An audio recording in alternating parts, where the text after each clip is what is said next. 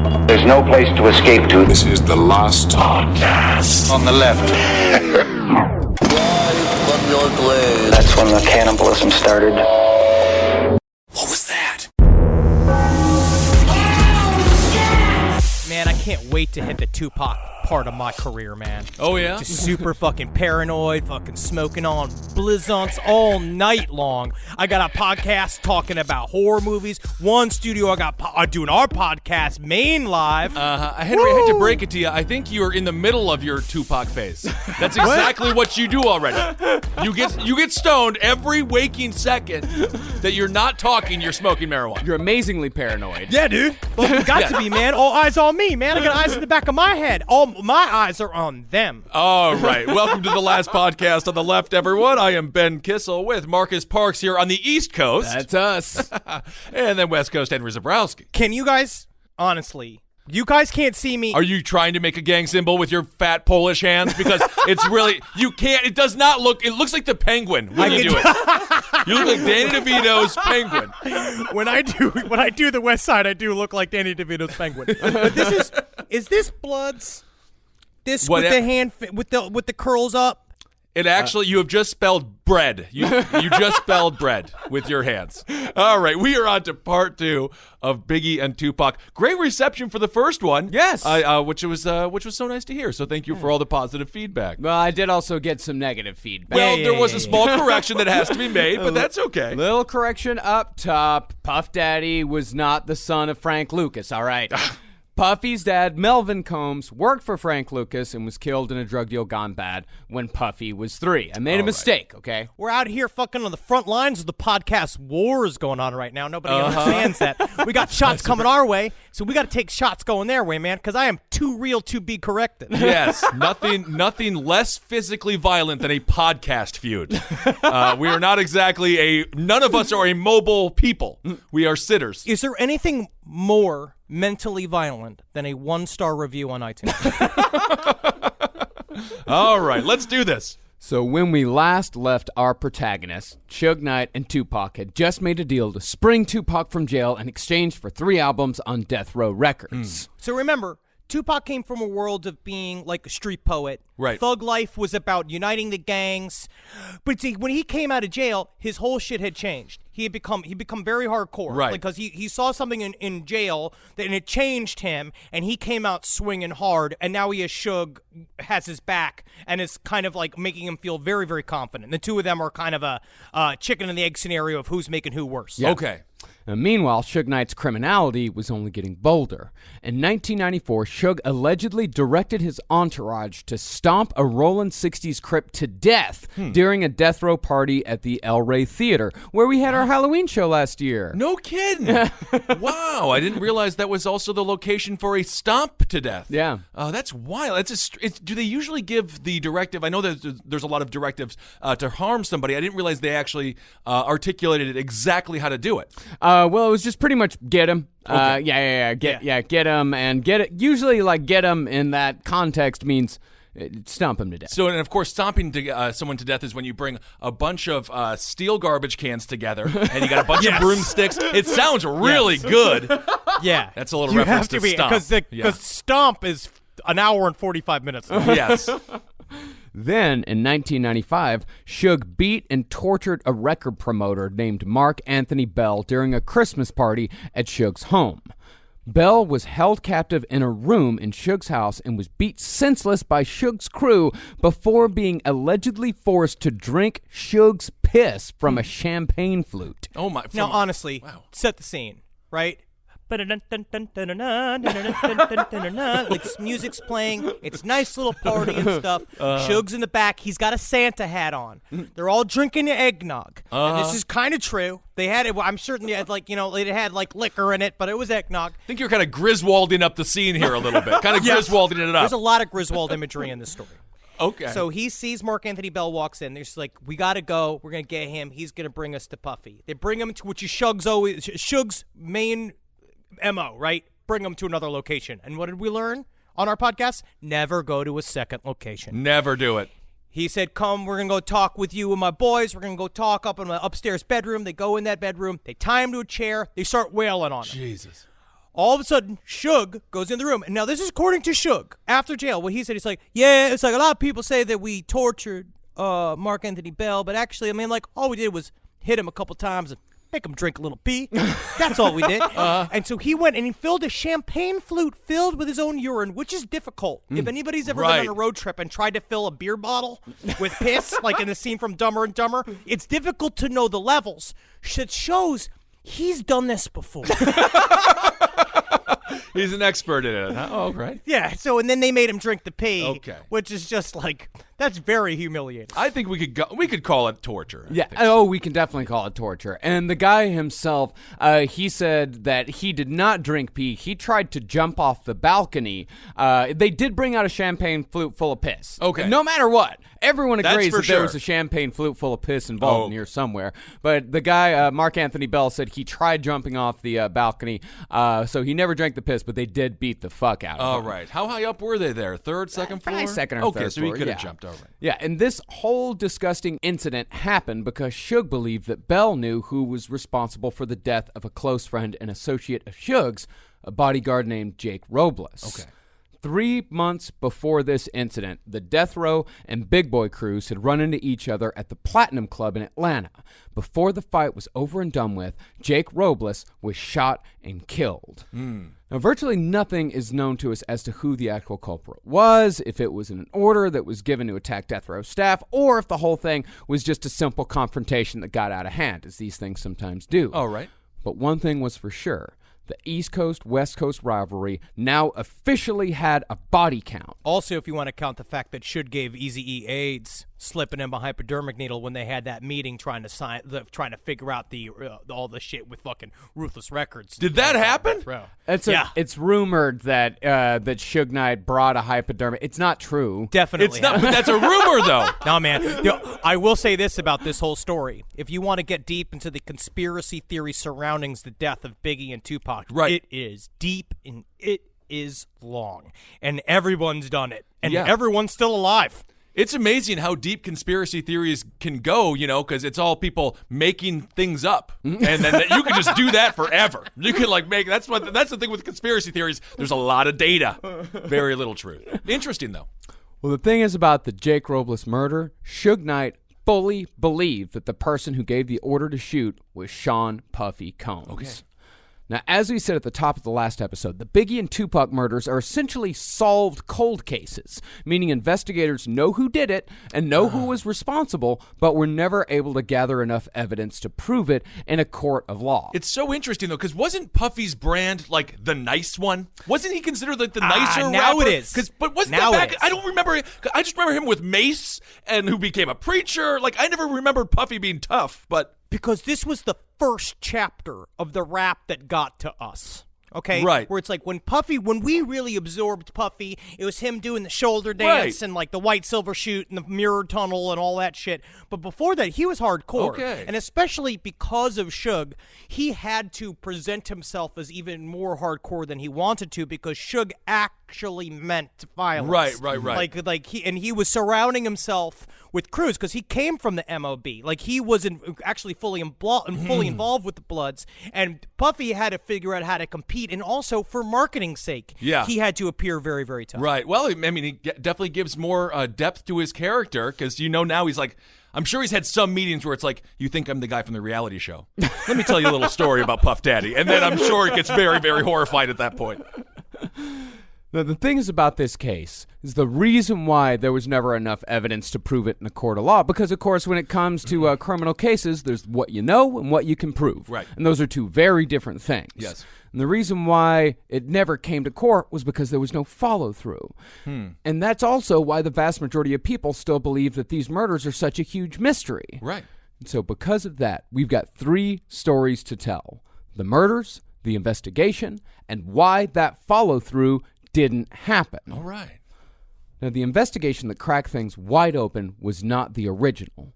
The original Biggie investigation was headed up partly by a decorated officer named Russell Poole, who, while being a fantastic cop and very good at his job, he unfortunately lost the plot when he became convinced the murder was a wide-reaching conspiracy involving the LAPD. Oh, okay. It's kind of like when Philip K. Dick went insane, right? When he went insane because of his brain tumor. He had an aneurysm and he went nuts. He went insane in the coolest way possible because he was a brilliant sci-fi writer, right? And he went down to the depths of his own mind, and he was using his brilliant fictional brain to try to figure out what was happening to him in reality, and it created the Valis trilogy, which is obvious for me the peak of sci-fi, right? I fucking love it.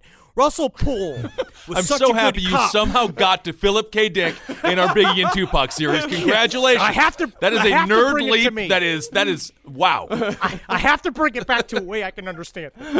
But Russell Poole is like that. He was such a good cop. Right. He began to investigate himself. That is. It was like he eventually at some Right. point Russell Poole was like, maybe I did this. And Wow. I have to investigate this to see maybe if I did it. And he went all the way down, like the picture of Charlie Day from Always Sunny with the fucking yarn lines Yeah, and the right. whole conspiracy thing. That was him. And Interesting. Labyrinth is his book that he wrote is good to see what it's like to see a man incept himself into police conspiracy, but it's also throws you off the track of what really happened with Biggie and Tupac. I didn't realize. So a actual police officer was the first one to come up with this conspiracy that the Yes. LAPD was involved. That's pretty fascinating. Usually it's someone who looks like Henry, who is just constantly outside the police department smoking near the bushes, and everyone's like, "We can see the smoke billowing out of the bushes, Mr. Zabrowski. Can you please just leave?"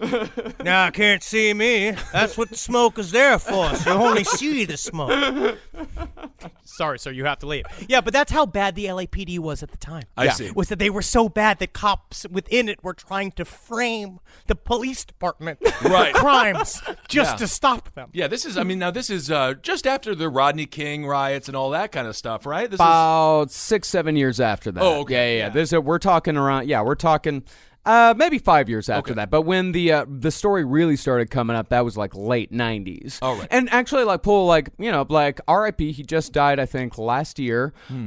He later came up with a different theory, but his original theory is partly and poorly laid out in the aforementioned Nick Broomfield documentary, Biggie and Tupac. Okay. And the theory is, like all conspiracy thought, complicated beyond comprehension. Right. Long story short, Poole followed the evidence to a point where a theory involving the LAP could be formulated, but once he got that theory stuck in his head, he tried to force the evidence to fit his narrative, ignoring anything contradictory. It's a great story, though. It's a great which story. is the reason why he did it. And the coincidences in it are like, holy shit, you can't Right. make this stuff up. But but it was wrong. It was still just coincidences, which is obviously the thing about all conspiracy theories, that there's just enough Right. to keep you going when it's good. Yeah, so instead of following the evidence and going where the evidence took him, he wanted to take the evidence where he wanted to put it. Exactly, yeah.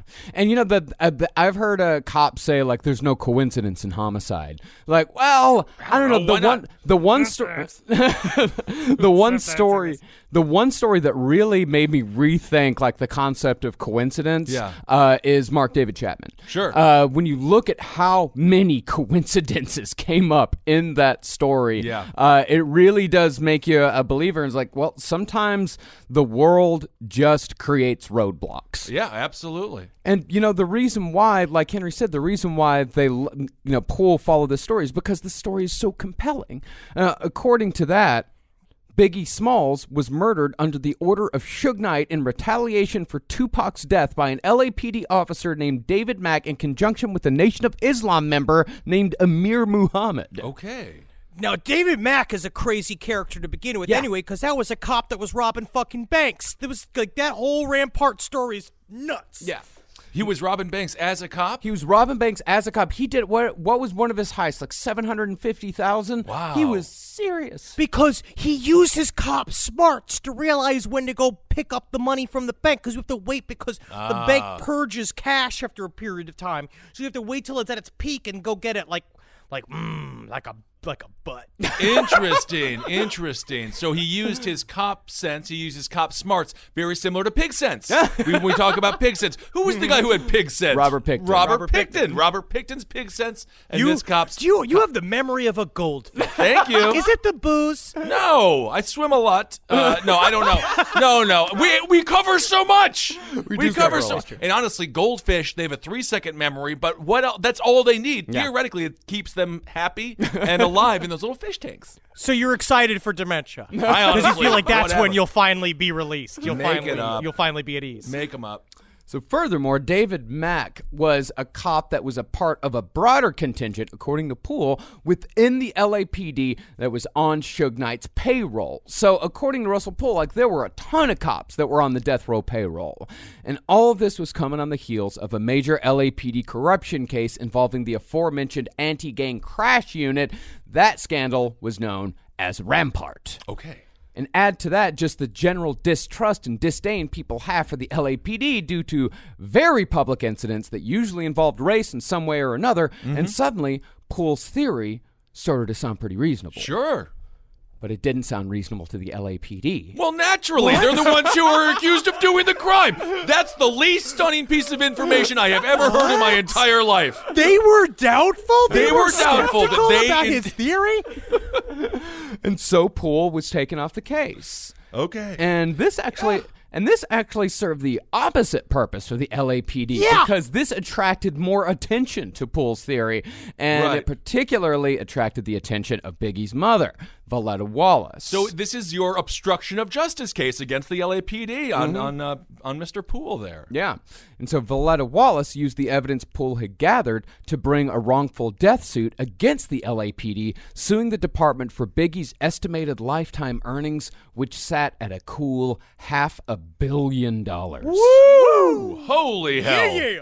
Wow. Woo. And the LAPD did not want to they did not want to give up $500 million because that's a lot of Donkey Kong arcade games, which is what they Yes. have in a lot of the lunchrooms in police departments. Because that's what I remember from my father's police department. That's where I would go. Take your son to work day, and he just put me in the lunchroom, and I play Donkey Kong all day. Wow. Well, what a life lesson that is. Yep. Well, needless to say, as soon as this $500 million lawsuit came through, the LAPD started paying attention. I don't know if I like this idea of police officers taking their son to work day. Like, just imagine dude. being a perp getting cuffed and then just a little 7-year-old Henry Zabrowski be like, What'd you do? why? Was it murder? No, I'm not. You ever think that maybe when you go to jail that someone's gonna poke you in the back stairs? God damn it. Can we just get this over with? No, it's true. I got to shoot a gun. You did? Yeah, we not went to good. the range. My dad had to qualify. It was like it worked with the same time. My dad had to go. He had to qualify because you have to qualify to get your license every year. And he had to qualify, and he took me to the range, and I shot a gun. And then we went to my favorite comic book store, The Web. I still remember that as being the favorite day of my childhood. That makes sense. Yeah. Well, after the LAPD started paying attention, that's when they assigned Detective Greg Kading to solve the case. Okay. Now, I misspoke a little bit last episode. Operation Wrap It Up was actually a sub-file of the overall operation to catch Biggie's murderer, which was Operation Transparency. Okay. All very cool names, I have to say. So Great far, names. Rampart? Is that so? It's Operation Rampart? Well, no, Rampart was the name of the police station that was caught up in the scandal. Oh, okay. Yeah, and later made into a movie starring Woody Harrelson, which resulted in a weird Reddit thing. Okay. All right. Yeah, very good. Now, as far as the public knew, Operation Transparency had one job: solve the murder of Biggie Smalls. But really, the LAPD cared about something different altogether. Uh-oh. Cover our asses. That's not Operation- transparency at all. Yeah, Operation Overalls. But in the process of trying to solve the Biggie Smalls murder, Kading ended up blowing the lid off everything, revealing a tale of treachery, hubris, and above all, careless disregard. Which is another thing, too, man. Greg Kading was also such a good cop, it also kept him from being a cop anymore. All Right. these guys investigating the LAPD eventually quit because they were like, this place sucks. Wow. All right. Interesting. So he ended up not following through, huh? They didn't allow him to. Well, we'll have to see how All right. let's see how the story Yes, unfolds. let's see how the story unfolds. Well, first, Kading had to debunk Poole's theory, which was actually fairly easy to do. Okay. Poole had relied heavily on uncorroborated statements from jail informants who were quickly discredited. Half the evidence didn't match up, and the sinister Nation of Islam member, Amir Muhammad, he was just a mortgage broker named Harry Billups, who just happened to be the accused LAPD cop's college roommate. It is very, very sad. Yeah. So Harry Billups, known as Amir Muhammad, went to go visit David Mack in jail. And what happened was that so he went there and they were hanging out and it was fine, a normal visit. But at some point, Russell Poole is just going through contacts. And the thing about jailhouse confessions is that they'll say anything. Oh, yeah, right? of course. And so it was a guy's like, check it. I got news on the murder of Biggie Smalls. And Russell Poole's like, tell me all about it. I'm sorry, that's the Nick Broomfield voice, and so that's what I'll do. Tell me all about it. He's like, yeah, check it. And the thing is, you got to get me a TV, man. You got to get me a TV. He's like, hey, whatever you need. Some Slim Jims. Yeah. Some Slim Jims. Yeah, that'd be good too, man. Yeah. He's like, whatever it takes to crack the unsolved murder of Biggie Smalls. And then in truth, he said, yeah, I know the shooter. His name is, I think it's Aman? Amir? Mahan? And he just named like 3 things that sort of sounded like Amir. And then when he came up showing that he visited David Mack, they're like, this is the guy. And then it ruined Harry Billups' life, who wasn't he a mortgage broker? He was a mortgage broker. Oh, my God. He might as well have just talked to you when it was bring your son to work day. Good Lord. I did the crime. That is unbelievably sad, though, that this random dude just got pulled into this thing unbeknownst to him entirely? Entirely. It was all based on like he was just going to see his old buddy. Jeez. And after that, like Poole just ran with it. And yeah, Billups did come out and say like this whole thing has ruined my life completely. I think there was a lawsuit involved. I hope he got some money. Yeah, I think he got a little bit. Okay.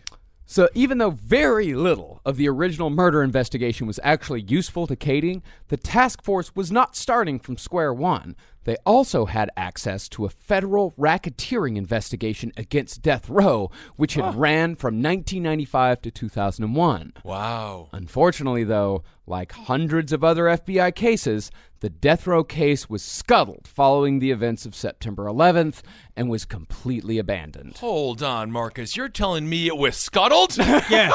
It was scuttled like a bunch of crabs. Wow. Because that's what crabs do. That's what a crab movement in a group is called, a scuttle. I didn't realize that. I learn something new every day that I will quickly forget. So 9/11 actually, in a strange way, obviously that was the biggest crime in the country. Yes. So that actually kind of saved their ass. It saved hundreds of people's asses because when all of these investigations that were going on in the FBI, as soon as 9/11 happened, all of their resources got reallocated. So all of these criminals who have been sweating bullets, we're very thankful for September 11th. Good thing to remember. Strange thing to think a good about. thing to remember about this investigation is that most of this is happening 10 years after the fact, Yeah, right? Like right, 10 right. years. So also remember they're piecing all of this shit together afterwards, where it's like every single time Greg Kading's pulling out another file, because it's very interesting because of the implications of Russell Poole, which you'll find out in Murder Rap. All of the files that were put together as the investigation that Russell Poole did, like 4 huge binders of information about these were given to the Internal Affairs. Internal Affairs held on to this shit, and Greg Kading had to wait for them to photocopy this shit.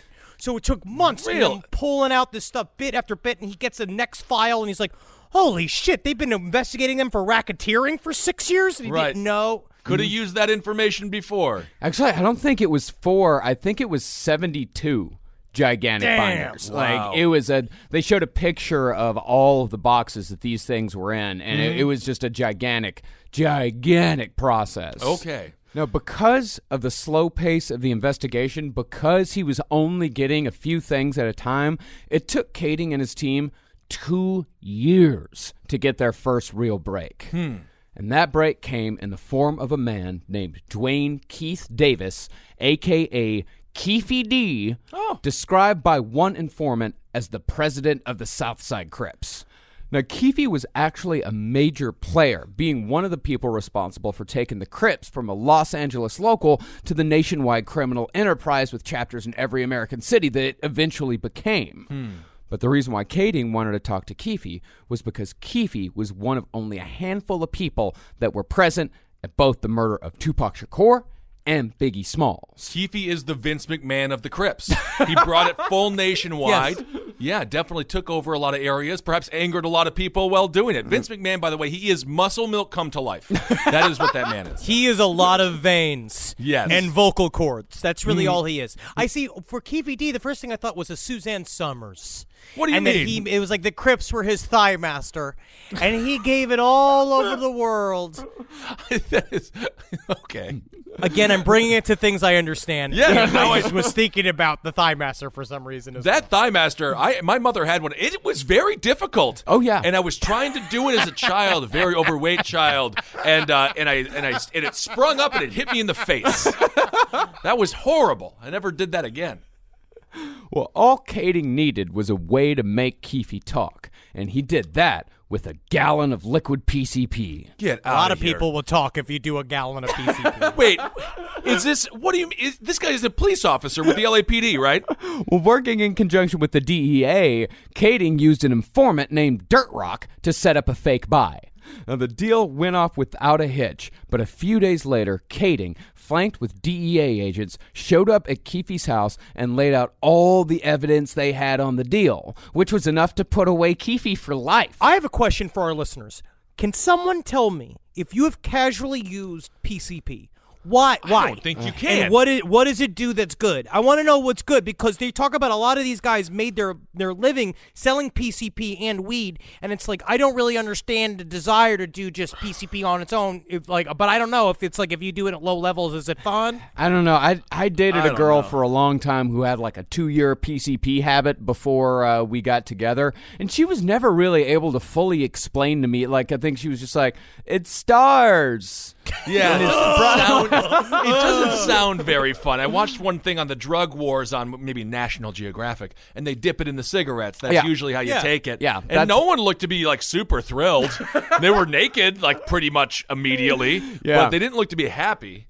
It's called getting wet. Yeah, getting wet. Yeah, that's what this was for. Keefe D was buying the gallon of liquid PCP. It was like $10,500. Yeah, a hell of a lot of PCP. It was enough to put him away forever. Wow. But then they told Keefe there was actually a way out of all this. And when Keefe asked how, Kading said, Let me put it this way. We're homicide investigators. Wink, wink, wink, wink, wink, wink, wink, wink. Am I just extremely high on PCP, or are you winking like a budge? Wink, wink, wink. I'm saying wink, but I physically can't wink because I have to keep my eyes open all the time because I'm investigating the murder of Biggie Smalls. I should have just said that. Get to it. well, actually, they left without telling him what murder it was they were actually investigating. Okay. They just left it hanging like, we're homicide investigators. Right. And then they left. But so I'm just gonna. But there was just a gallon of PCP that the LAPD just kind of let loose. The DEA. Oh, yeah. But they just let that go. They're They like, got it back. They got it back in That's what they do. small Come petty on. arrests that Yeah, was sort of have some ruining fun lives. with it. Okay, all right, makes a lot of sense. Come on, buddy. Yeah, that's what people were like. There's no way the CIA introduced crack. This happens all the time. In this case, it was a gallon of PCP that they were just like, that's collateral damage in the murder of Biggie and Tupac. Yeah, you could definitely see like Keefe D and Kading outside talking, and then his other buddy like Swamp Thing, his friend, like with the big barrel of it, just being like, So I'm just going to take this and I'm going to hide this. Well, less than an hour after Kading left, Keefe's attorney called and said Keefe was ready to talk. And talk a lot. Because once again, he's not. No, I know he's not high off PCP. He's selling the stuff. Yeah, he's selling the stuff. But Kading let Keefe sweat for like a month. Like, they didn't come back for a while because they wanted him to wonder, like, which murder is it that they want to talk about? Sure, like, what is this? What's going to be going on? You know you have an interesting life when you're like, oh, I know they're homicide detectives, and then you have to do a mental Rolodex of everyone. which one? Which murder could it be? Have I murdered? Like when you have to sit there and be like, I don't even know if I've murdered. Oh man. Internal wink, wink, wink, wink, wink. And then, at their next meeting, Kading revealed the focus of his investigation, Biggie Smalls. To this, Keefe said he didn't know anything about that murder, but what he did know, in Keefe's words, was going to blow Kading's fucking mind. All right. And when Kading asked him to elaborate, Keefe said, that one wasn't us. And he was like, what? Yeah. You're fucking with me, dude. I just picture him giving back the gallon of PCP to Kading, just similar to the Naked Gun when he's bribing the guy and the guy is bribing him back. Oh, yes, back and forth. And so, in trying to solve the Biggie case, Kading accidentally found a new lead in the long since abandoned case of Tupac Shakur. Jeez. Because that's the thing. The Las Vegas PD had done little to no investigative work on Tupac's murder. Which is just crazy to me. This is like it was such a huge case, and for them to just be like, we're sitting this one out. I never understood that. It is the thing that we've seen again and again. It is it's the constant, their thought process is that these guys were going to kill each other anyway. What do we give a shit? Yeah. They believe that these were gangster on gangster crimes, so they're like doing their job for them. So these men all died, who had families and had a life and were just fucking artists. These guys were just artists. Right. They were dabbling in the life, but they were just guys making music, and they got murdered, and no one gave a shit. Yeah, we can't lose sight of that. These are artists here. Yeah. And the Las Vegas Police Department, they blamed their lack of investigation on the fact that key witnesses were uncooperative, because they were. Suge Knight even said, like just a few years ago, he said, yeah, I'm not paid to solve homicides, so I'm not talking to him. Yeah, but Street code, you do not snitch. Yeah, I know that, but if you're a cop and you're investigating a murder and then everyone's like, not going to talk, like they're just like, okie dokie, we're just going to go on. It's like, aren't you supposed to like do something to get him to talk or find a way?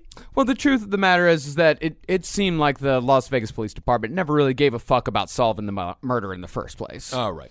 But Kading sure as hell gave a fuck, so he listened to Keefe's story.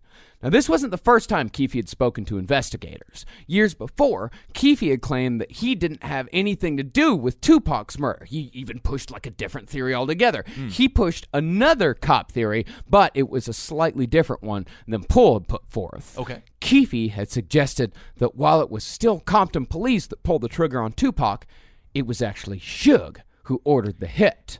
This is the dumbest theory of all of them. This is the dumbest one? I thought that Suge... This is the dumbest theory. Because a part of street code is, right, is that not only they don't snitch, but they'll just lie.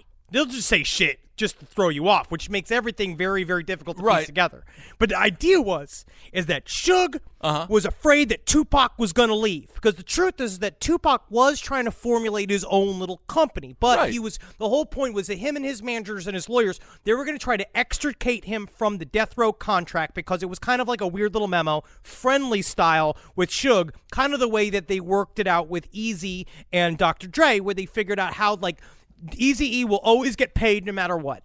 So essentially you massage it so we'll separate, but the money will still go back to you. So what they said is that Suge found out and he flipped out. So he ordered a hit against Tupac that would happen while Suge was in the car, and that he would get men that were just trained enough that they could shoot Tupac while driving past without hitting him. Well, you know, he's a big guy. He wears a lot of red. You know where not to shoot. I don't know. I suppose so. But yeah, this is. That is common sense tells you there are such easier ways for if Suge was going to actually order a hit on Tupac, there are so much simpler ways than to have guys fire 13 shots into a car that you're sitting in. It's a smart move, though. Why would I order the hit if I'm in the car? That's genius. You get shot. You get shot. But that's a part of what happened. So, but I will say I watched a very revealing documentary that was released a couple of months ago called Who Shot Biggie and Tupac with Ice-T and Soledad O'Brien. Oh, yeah. And they shot a bunch of mannequins. Because the whole point was to show that how stupid the theory was. So they had a marksman shoot bad. Because they talked about how, like, well, obviously you'd have to be, like, the first thing he did was, like, you know, any angle that you hold your Glock. And the guy was, like, trying to shoot like a gangster, like doing the sideways thing. Just shoot at him and shoot at him. And then the whole time, like, you know, it's like the one gangster dude who was part of Tupac's detail was like, man pulled up as Nina, and Soledad O'Brien was like, and what the hell is a Nina? And Ice-T's like, a Nina's a 9, there's a gun. And then they slapped hands to each other, because that's all Ice-T did for the most of the documentary was explain gang terms to Soledad O'Brien and look grimly on. That's great. It's like what Key is doing in those commercials now, where he explains different kind of language to different generations. So even though Keefe had said that whole Suge Knight hired the fucking cops to kill Tupac because of disloyalty, even though he'd said all that years ago, he was now claiming that whole story was bullshit. And what follows now is the story of the murder of Tupac, with Keefe D filling in the blanks. Okay. So Keefe D came onto the Bad Boy record scene in the summer of 1995 when Biggie Smalls was touring as the headliner for the annual Summer Jam concert series. According to Keefe, Puffy hired a group of Crips to work security for the Anaheim and San Diego shows, paying them in free concert tickets. Kind of your Rolling Stone Hell's Angels moment. Well, that's it. That's the whole thing, man. I mean, it's not like Puffy couldn't afford to hire real security, just like the Rolling Stones didn't have to hire the Hell's Angels for security at Altamont in exchange for $500 worth of beer. It just made him. Although, I mean, it just made him feel cool. Right. But there were a couple of things here. Number one, which I thought was really interesting, it was customary for East Coast rappers to have to pay a tribute to various LA gangs when you came into town. So a lot of what people said, eventually people were trying to avoid even coming to LA because you have to pay $30,000 just to play for the Crip. Basically, a gang would be like, this is our security fee. It's $30,000. We'll make sure everything's okay. We'll make sure people are safe. And he's just like, well, sir, I think we have our own security deal here. I don't thank you so much for the offer. But, he's like, well, how about just $30,000 so we don't fuck your shit up? Yeah. Right. And so like that would happen. And then also one thing Puff Daddy did do is that because of the burgeoning conflict between him and Suge, he hired and spoke to a section of the Crips that were specifically against the MOB Pyru crew. That was like a thing that caused a little bit of friction. It's hard to understand all the factions here. It reminds me of the WCW NWO, the white NWO, and the red NWO, or the black and white NWO, and the red and black NWO. And I was really disappointed when Sting went over to the black NWO, but then he actually went over to the red NWO. But he should have just stayed with WCW. Gotcha. Anyway. Don't understand. It is just as complicated It is, because I though. don't understand. The gang hierarchy and structure is very, very intense. And one day we'll do Bloods and Crips because it's a fascinating story that has it goes back to the fucking 50s and 60s. Yeah. Now, just like hiring the Hells Angels at Altamont resulted in the death of fan Meredith Hunter, Puffy's hiring of the Crips would have consequences that were even more far-reaching than that.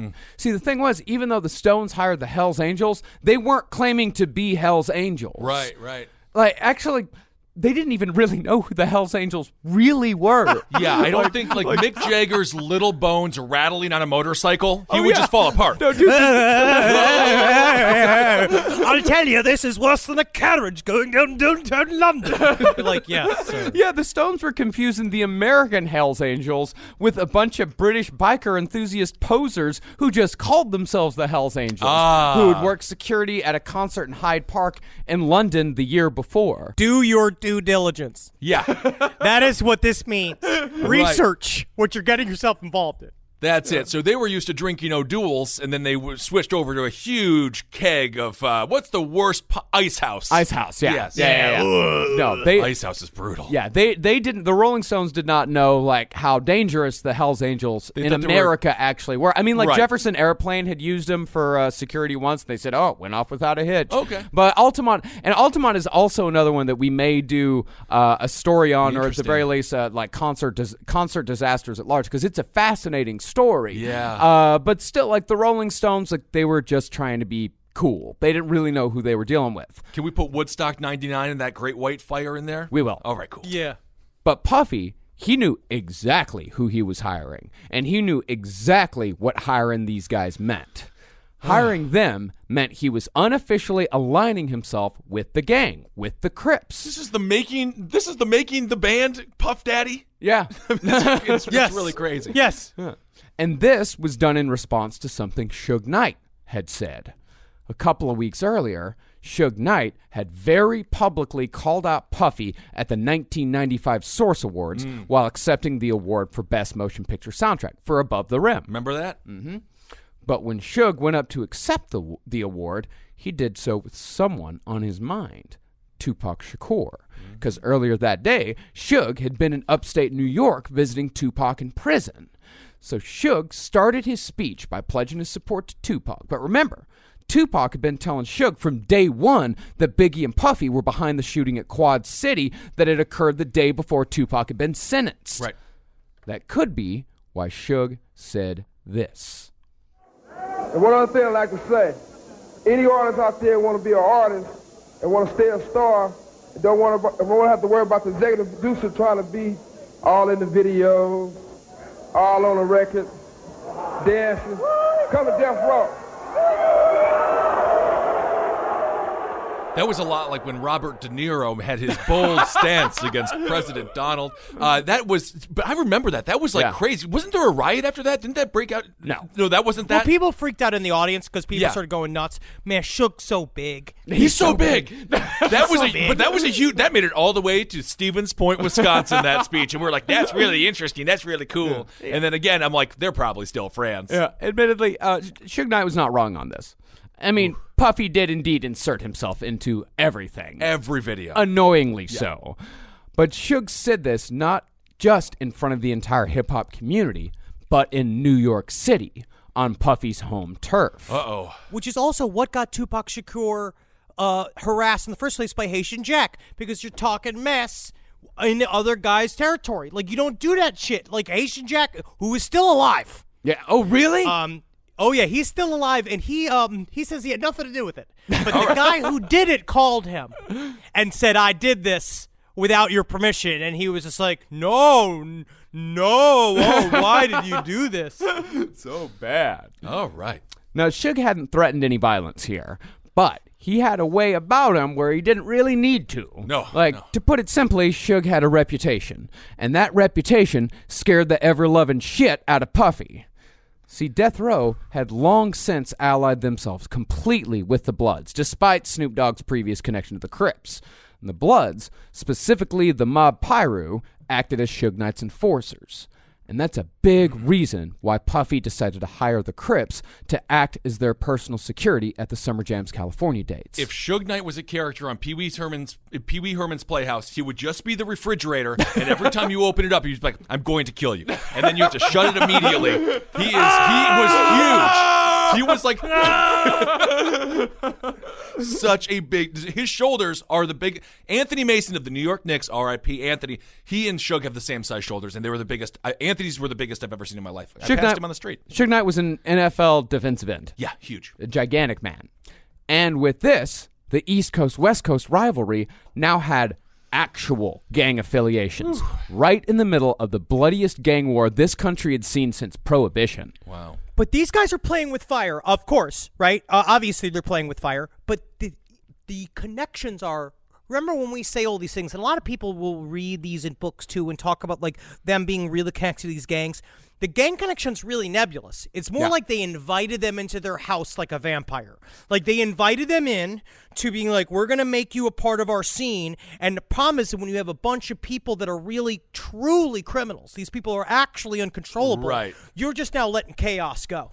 And these guys are going to mix how they're going to mix. And now you act like you think you can control them, right. Which is we're going to find out is the biggest problem of all. So would you say this is the biggest mistake? The actual aligning themselves with these very legitimate people. Did Suge know? I mean, he had to know how serious these guys are, right? Like Suge. Well, Suge was something completely because that's the thing is that Suge was serious. Suge was was an actual he was a criminal. Like he knew exactly what he was doing. He had come up more in that world, and he was good at it. Right. Puffy, on the other hand, was not quite the same type of person. No, Puffy was but I mean, because really, you say Puffy was the nicer one. Like he was on what was it? TL? No, what's the name of it? Total Crust Live. He was on TRL with Carson Daly. Yeah, I mean, he co-hosted Regis and Kelly. Every once in a while. Yes.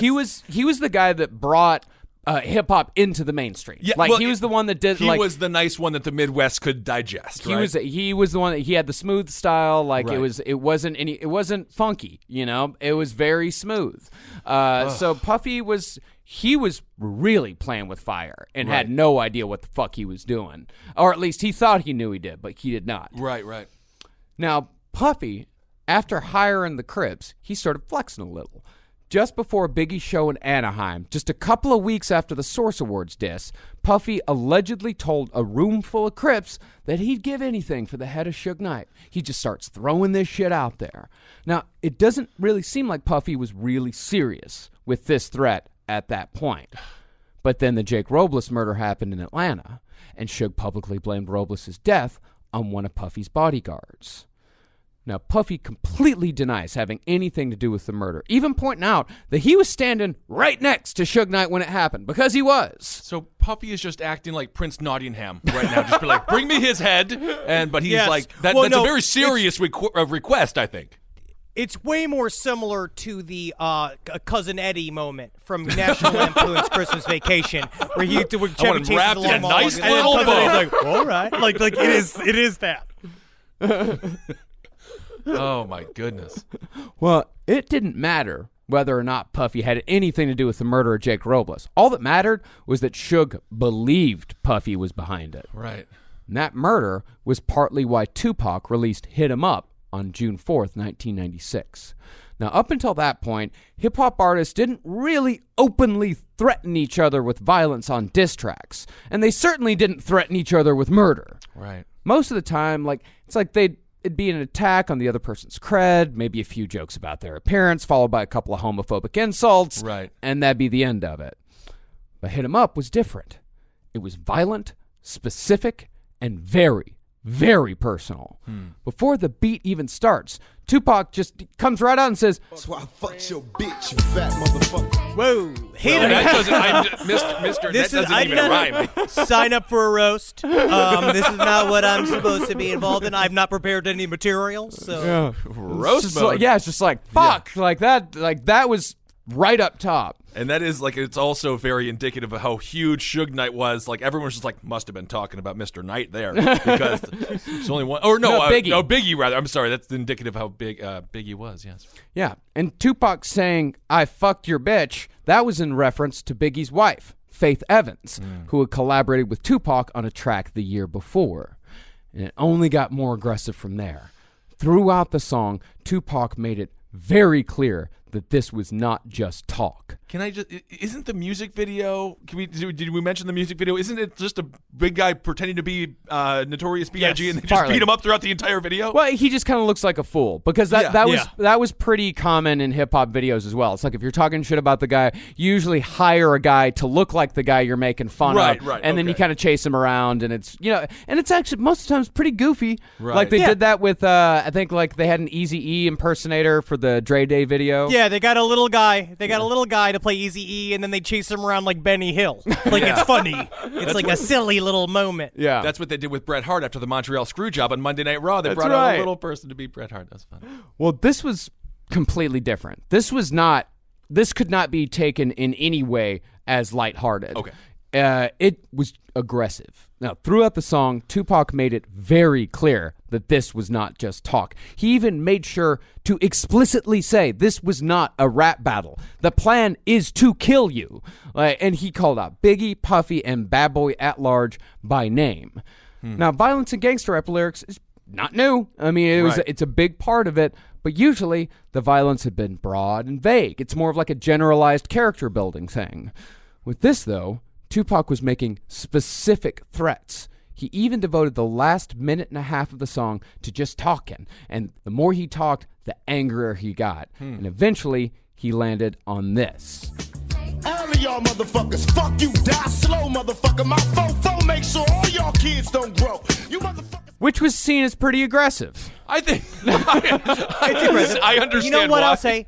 It's almost nice, because him dying slow, he can say goodbye to his family. Sure. He has a couple of last moments. You could throw out one last final rap to everyone. So it's great. It's nice, actually. Yeah, if he was like the witch from the movie Thinner, where he was just he just cursed him, and it took about 3 months before he inevitably evaporated into the earth. But obviously, that's not what happened. Yeah, and that's only a small part of that ending rant. But this also begs a question. How serious was Tupac? How serious was Tupac? Was he really going to kill anyone? Was he really going to kill anyone? Or Very good. was this just the next logical lyrical evolution in the game that these dudes were playing? That's a long that's too long of a question for me to repeat. Well, Tupac got real serious. And they were his whole crew, him and the Outlaws, were very, very serious. They were threatening violence quite a bit. They were all carrying Ninas. Everybody was ready to go. They were ready to he was, and to the point where Snoop Dogg was afraid of him. That whole story where they took the plane over and Snoop Dogg had accidentally hung out with a bunch of East Coast guys. Yeah. And Tupac found out and he was furious. And so Snoop Dogg had to hide under a blanket with a fork and knife. that he was waiting for Tupac to come get him in his sleep. Yeah, God, I love Snoop. I'm so happy that Snoop is still with us. I'm so happy. His YouTube channel is absolutely hilarious. Yeah, Anyway. I mean, they'd taken it even further than that because they were on a private jet from New York to L.A., and they took Snoop Dogg's security away from him. They're like, no, they're not going with you. You're going on this plane right now. You're coming with us. Oh, my God. And, yeah, he sat there just hiding with a knife and fork, just waiting for someone to attack him. All right. But you just really have to wonder, like, I also do think, I just picture Chris Christie during Bridgegate doing the exact same thing. Just like conjuring with a knife and fork. These are the only weapons I know how to use. Also, I feel maybe if I just hold the knife and fork, the meatball will show up. Gotcha, Chris Christie. Piece of shit. I mean, and there were other, like, smaller, like, specific, like, West Coast over to East Coast diss tracks. Like the Dog Pound did a video in which, and there was like a bit of gunfire exchange there. Like the Dog Pound came to New York to shoot a video, and it was called New York, New York, and it was supposed to be more of a tribute to New York. Like it was respectful, but they were shooting a part of the video in Red Hook in Brooklyn, and shots rang out. Someone took some shots at him, and so what they ended up doing is coming back to Los Angeles and doing it all on green screen, where the Dog Pound, including Snoop Dogg, were all gigantic Godzillas, and they were like knocking down all the buildings in New York City. That's a fun idea. That's cute. It's a great song, and it's a really fun video. All right. But you know, Hit 'Em Up took that further. Like that took it up to the next level. Yeah, I mean, at this point, they're just pretending like they're the monsters from the Rampage, the video game. Yeah. And then Tupac actually is just It's going fun. into great detail about how he's going to kill Biggie. Yeah, exactly. And because of that, you know, according to Keefe D, like Puffy wasn't going to take the chance that Tupac was serious or not, or at least he didn't want to appear to take that chance. See, besides just being the facilitator of the Crips hire, Keefe D and Puffy were friends.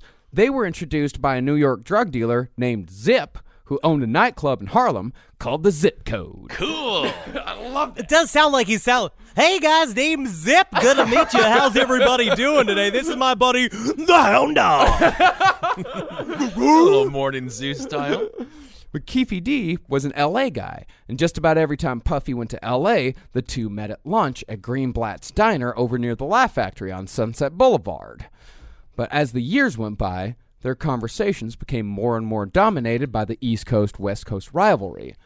And after Hit 'Em Up was released, complete with a music video to make sure it got attention, Right. the conversation got serious. And Keefe D said that Puffy explicitly offered him $1 million to kill Suge Knight and Tupac Shakur. Is he Dr. Evil? Yes. $1 million. Oh, I miss it. I miss Vernon Troyer. R.I.P. But so tiny. But it's the Keefe D had to keep a straight face because they were talking about how he's like when he's offering it, they're sitting having this serious like, we gotta kill him. I'll give you $1 million to kill Suge fucking Tupac Shakur, and he's like, I would have done it for like $50,000. Like it was just like, and she was just like holding, like waiting to see if he follows up. And he's like, okay, I'll take $1 million. Jeez, this is crazy. All happening right outside the Laugh Factory, a place of joy and no sadness at all because it's a laugh factory. Yeah. Laugh Factory. Laugh so that Factory. laughs are pressed every 5 seconds by a man who's paid 45 cents an hour. Now, there's speculation as to whether Puffy was serious here. Now, it could have just been more bravado, as in Puffy needed to look tough in front of his actual criminal friends, and didn't actually expect Keefe D to kill Tupac and Suge. I mean, they've been talking about it now. How long has this conversation been going on? This conversation's been going on for a while, but it didn't really get... I mean, it's going on maybe 3 years. At some point, don't you just have to stop and be like, we're just joking, right? Like, you got to bring it back to like, okay, but we're not being serious here. There were guys that were trying to say that to him. There was like, what you'll find out too is that in this is that there are a lot of guys that were like, this is just, you guys understand it. You guys are just kind of messing with this thing, but you're not real gangsters. Yeah. But they were far away from them. Right. The people that were their direct crew Like the Outlaws made Tupac feel like he was fucking invincible, and Puff surrounding himself with these Crips also was making him like really like they were playing a part, and it went too far. They were just sitting there and they felt really good to sit and have like mafia conversations or at the fucking deli like it's a Scorsese movie, and it's not. But none of those not movies feasible. They never end well. No. Goodfellas has the most sad ending of maybe any movie of all time. But whether Puffy was serious or not, Keefy D took him seriously. And so the word was out. Kill Tupac and Suge, make $1 million. Oh, my God. And here is where Tupac and Puffy were about to discover that while they may have been having a great time playing gangster, the guys they were surrounding themselves with were taking it very, very seriously. And that's where we'll pick up next time. Right. Okay. Man, it's just so sad because I want to see Biggie now. I want to see him like talking about the new chicken shell taco at Taco Bell. He would have I want died. to see him promoting like a great restaurants. Like he would have, who knows what he would have been doing. He would have been the Colonel. Yeah, he would just be like, oh my God. He was not, and even when he died, he was only. So you got to remember these dudes. I know they're so young. The one thing that we always forget when talking about these stories, these guys were 24 and 25 years old. Yep. That's it. They only seemed old to us because we were 14. Yeah. And I was like, 10 years difference. Oh, you know. Yeah, they were just young. So sad. Biggie Smalls was 24 years old. Tupac Shakur was 25 years old. These guys were so young. They were fucking kids. They didn't know what they were doing. They weren't paying attention. Like, I mean, don't get me wrong. Like, I hope nobody is thinking that we're like blaming these guys for their deaths or saying that it was or anything like that. We're absolutely not doing that. No. What we're saying is like these. Pay attention. Like you got to pay attention to what's going on around you. Be careful. We did this last episode. You have to be careful who you pretend to be. Yeah. Because you get exactly what you ask for in this life. This shit shows up. If you want to dabble in this kind of energy, you're gonna have to pay for it eventually. It's just how it is. Like no one gets away scot free unless you're Haitian Jack, and you move to the Dominican Republic, and he seems to be fine. He's doing really good. Oh my goodness! But man, oh man, I'm just glad that Tupac's still alive. Yeah, after all of this point. shit. That's a good point. And we always, as we've said before, surround yourself with good people. But if you are doing stuff wrong, you can always change too. Yeah, it's never too late to change bad habits, and just because they should just be alive. Yeah. But anywho, all right. Well, very interesting. You know what? There's a lot to this story. Yeah, I'm just there is a say lot. that. There's a lot to unpack. There's quite a bit, and we got one more part of it. Yeah. So I hope you guys enjoy our conclusion because we've solved it. You're welcome. We solved it by reading the book of the guy who solved it. Right. Yeah, Also, but again, remember, people who did the Outlaw, bought the book that the last book. Murder Rap is also a great book by Greg Kading, but it's very complicated. Yeah, Murder Rap is great, and the documentary based on Murder Rap is also really great. But yes, Murder Rap is very complicated, and we might get into some of the complicated, like how he really put this case together, because while Poole's theory is complicated in its players, Kading's theory is very simple in its players, but it is very complicated as to how he got the case to where it needed to be, because it's very complicated police work. But if you're interested in like police work and like police procedure, like Murder Rap is absolutely a great way to go. And Kading's a good writer too. Awesome. Like, not all that you don't always get that with these books. Like sometimes these guys are not. You're telling me former detectives aren't always great writers? Former detectives don't always make the best authors, but sometimes they're naturals. Sometimes they're great at it, and Greg Kading's one of those guys. So yeah, definitely support Greg Kading and support everyone. I want to give a special shout out and a thank you to Daniela Panetta. She mentions us in her Hollywood Reporter episode or article. She's in the Jurassic World: The Fallen Kingdom. So go support our friend there. She was very kind. She said she's going to give a big chunk of her check to our Patreon, which is like unbelievably sweet. So thank you for the shout out. That was really nice. So wait a second. I want to give one shout out to Greg Russian, who bought me a bullwhip. Oh my God! That I this now is the have last in the thing studio. you need. Can I do an anti-shout out? Why do you, Mr. Russian? Do you have any idea what you've done? You do not need a cattle whip. I'm invincible now. I can wear it as a belt. I could wear it. I could go in the airport with it, and then if anybody causes any mess, if anybody causes a fucking mess, there is nobody that is not too real to not be whipped. Because that is what I will do, man. I provide a whip. All right. I do wish we lived in a place where the bullwhip was the only weapon that existed, because then fights and duels would be ended in a much, well, it was still violent and it would still hurt, but everyone would most likely live. There'd be a lot more stranglings. Yeah, there would be that. That's very difficult. You can't do a drive-by strangling. That's not, and a drive-by whipping is just kind of fun. Ow! And you're just like, what the hell? Yeah. Ow. There'd be a lot less eyes. Yeah. That's for certain. Oh, yeah. That's You'll pop your eye out on one of these for a second. And I had it for about 15 minutes, and I almost whipped Jackie across the face with it. But it's fun as shit because it makes me so much more uncontrollable. Henry, I will tell you from experience, be careful. You can hurt yourself very badly with that thing. No, not the way that he's handling it and violently swinging it around like he knows what he's doing. No damage will come to Henry whatsoever. Tune in next month for Eye Patch Henry Zabrowski. You're going to shoot your eye out, kid. All right, everyone. Well, thank you so much for listening. We love you. Thanks for giving to our Patreon. Of course. Our tour dates are out there now, so check those out. We can't wait to see everyone. What do we got? We got Phoenix coming up. Yeah, Philly. Phoenix, Philly, Boston, San Diego. And also to clear up like a little bit of confusion as far as like the VIP tickets go on Ticketmaster, whoever it is, did a terrible job of actually telling you what you get with that. Yes. For like, the VIP thing, it's pretty much, we're starting to do much bigger venues now, so, everybody can see us. And with those bigger venues, like, we just don't have time to meet everybody. Right. But with the VIP meet and greet thing, you also get a limited edition tour poster signed by us. This tour, I love these posters. I'm getting it framed. Because this is the Nothing But Trouble Tour 2018. Hell yeah. And so we're going to be, signed posters, and you also get a lanyard.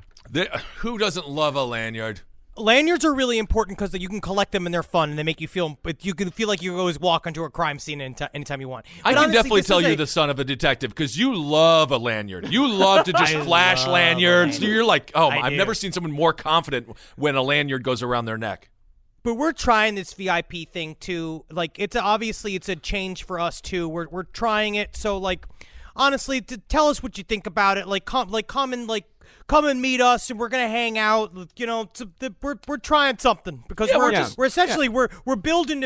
Essentially, we're using this tour to create money to create a bigger project for ourselves. Right. Because what we like here, and the one thing about Last Podcast and Left and Wait's always been, is that we don't have any fucking corporate overlords. They hate us. It's just us. Yeah. It's the three of us. We now have a company. We're paying other people's living wages. It's a thing that's happening, and a part of what we'd like to do is make sure, like, if we want to do a project, we can fund it ourselves, so we don't have to compromise or talk to anybody about what we're making.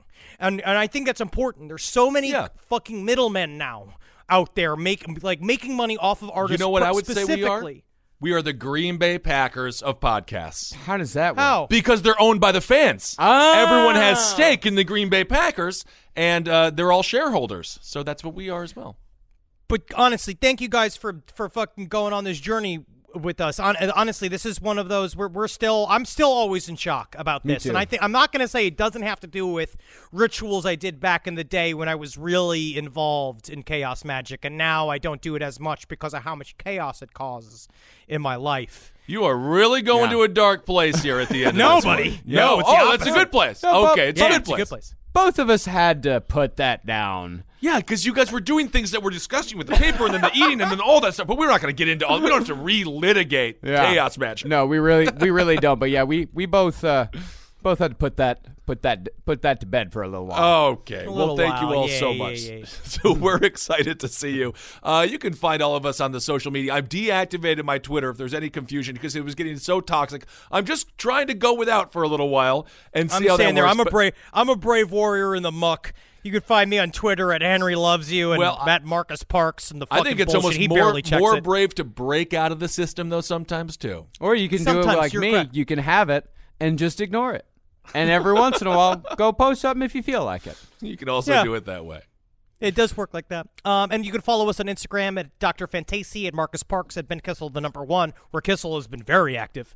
He's been doing a lot of videotape, and it's really nice. You can see chunks of his life because I don't see your life as much anymore, so it's nice to see. I want to give a shout out to the Urban Pioneers. The Urban Pioneers, They are a great band. Marcus is related to the lead fiddleist. Is that a term? She's a fiddle player. Fiddle player. Yeah. And Fiddlist. we went fiddlist. A fiddlist? I don't know. It's kind of a funny word. Yeah. But they are on a tour right now, all across America. I think they are old school, so they're just driving all around. So if you get a chance, check out the Urban Pioneers. I storied them on my Instagram.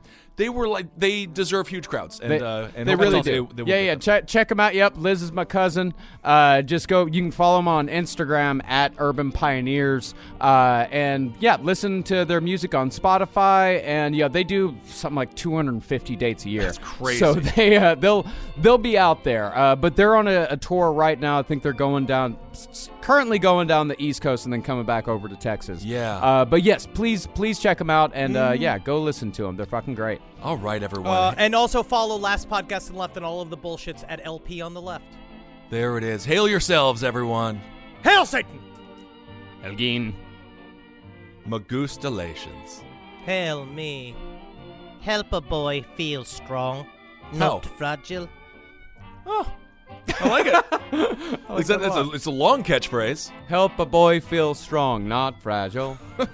Help a boy Yeah, it's feel really fit on a strong, bumper not sticker, but- fragile. Not fragile. All right.